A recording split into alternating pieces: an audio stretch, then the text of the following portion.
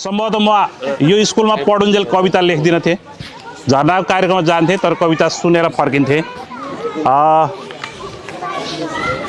पछि कक्षा 8 पढ्न कक्षा 8 को अन्तिमतिरदेखि कविता लेख्न थालेको हुँ र आज पनि अरू थुप्रै मञ्चहरूमा कविता पढिन्छ, त्यति धक लाग्दैन, तर छत्योनको आँगनमा आएर कविता पढ्दाखेरि चाहिँ अलि धक लाग्छ।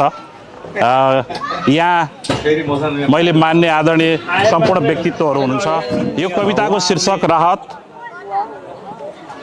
हेलिकप्टर चढेर आइपुगे गाउँमा केही थान त्रिपाल, केही बोरा चामल, केही बन्डल बिस्कुट, केही कार्टुन चाउचाउ, केही थान सेकेन्ड ह्यान्ड लुगा र चप्पल। प्रकोपमा छोरो गुमेको हस्त तामाङले पाए एक थान चप्पल। घर लडेको सन्त परियारले पाए केही पोका चाउचाउ। चन्द्र बाजेले आफ्नो नाममा लेखाए त्रिपाल। बाबुआमा बितेका केटाकेटीले भेटे केही पोका बिस्कुट।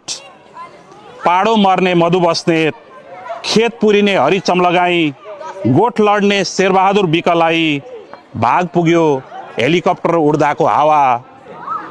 यता सँगसँगै राहत संयोजक बुद्धिजीवी हरिशरणले छोरीलाई किनिदिए सुनको औँठी, थपे बैंक खातामा केही रकम। उपसंयोजक हिरादेवीले जोडिन छड्के तिलहरी। रेडियोमा समाचार बज्यो, लहरे गाउँमा राहत वितरण भयो। धन्यवाद, नमस्कार।